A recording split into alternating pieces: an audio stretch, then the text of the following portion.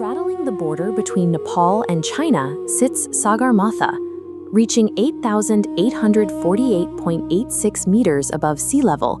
It is the highest physical point on Earth. Western maps usually label it Everest.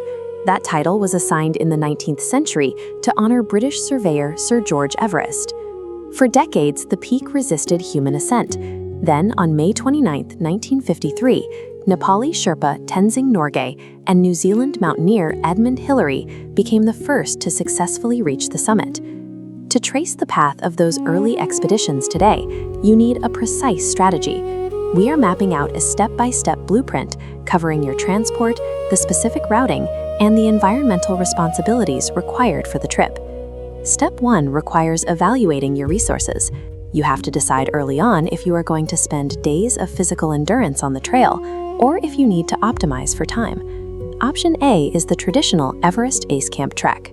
This involves a multi-day, high-altitude hike, bringing you directly into the center of the local environment. Option B is the helicopter tour. For those with a strict schedule, this provides a high-efficiency aerial route straight to the upper elevations. This matrix shows the core trade-off. The trek requires significant physical exertion and a multi-week commitment, while the helicopter cuts the timeline down to hours, but limits your ground-level immersion. Every subsequent decision, from the gear you pack to your physical training, hinges on which of these two methods you select. Step 2 brings you to the staging ground. Whether you hike or fly, your journey funnels through one specific district, Solukhumbu. Looking at this map of eastern Nepal, you can see how Solukhumbu operates as the primary geographic corridor for all Everest traffic.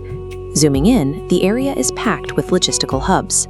This is where the guide services, gear shops, and transportation networks are entirely concentrated. Villages like Namche Bazaar are built directly into the steep hillsides, creating dense settlements that serve as the last major outposts for supplies. Without traditional roads, this entire supply chain is maintained by the extreme physical labor of local porters carrying heavy loads on foot. Navigating Solukhumbu means recognizing that you are moving through a critical economic engine that also acts as a strict logistical bottleneck. Step 3 is navigating the protected zone. The upper section sits within Sagarmatha National Park, a UNESCO World Heritage Site established in 1979. The park protects a high-altitude ecosystem. If you observe the forested areas carefully, you might spot rare wildlife like snow leopards or red pandas. But observation is only part of the process. You also have to interact with the people who live here. As you move up the trail, you will consistently pass distinct Buddhist monuments, monasteries, and stupas built against the mountain backdrop. These belong to the local Sherpa communities, widely recognized for their deep mountaineering expertise, but equally the cultural hosts of the entire region. Successfully finishing this journey requires a dual focus. You are navigating through a living ecosystem and an active cultural space, making social and ecological respect as critical as physical hiking. Step 4 addresses the region's vulnerabilities. The sheer volume of visitors has outpaced the local infrastructure, creating immediate environmental hazards. The most visible problem is waste. Thousands of trekkers generate massive amounts of plastic, leading to a severe waste management crisis on the mountainside. Beyond the trail debris, the area faces the broader threat of climate change, with rising temperatures destabilizing the environment. The mountain's vast ice structures and its glaciers are rapidly melting and retreating, permanently altering the physical geography. The Nepal government has launched targeted campaigns and cleanup drives to remove debris and protect these threatened zones. Your mandate here is strict. Pack out what you pack in. Accessing this landscape carries a permanent responsibility to protect the mountain's future. You now have the framework.